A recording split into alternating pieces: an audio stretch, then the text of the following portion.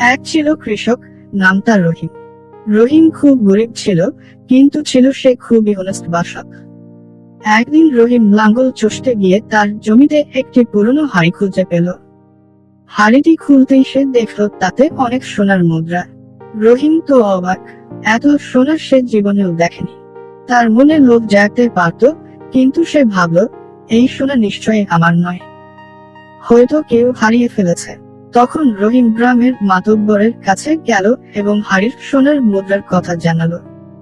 মাতব্বর সব শুনে অবাক হলেন এবং বললেন, তুমি একজন সৎ মানুষ রহিম, এই সোনা তুমি রাখো। কিন্তু রহিম রাজি হলো না। সে বলল, না, এটা যার জিনিস তাকে খুঁজে বের করে দেওয়া উচিত। এরপর গ্রামের সবাই মিলে সেই সোনার মুদ্রার মালিককে খুঁজতে শুরু করলো। কিছুদিন পর এক বৃদ্ধা এসে বলল, আমার একটি পুরনো হাড়িতে কিছু সোনার মুদ্রা ছিল, সেটা হারিয়ে গেছে। রহিম সেই বৃদ্ধার বর্ণনা শুনে বুঝতে পারল এটাই সেই হাড়ি। সে সঙ্গে সঙ্গে হাড়ি ভর্তি সোনার মুদ্রা বৃদ্ধাকে ফিরিয়ে দিল।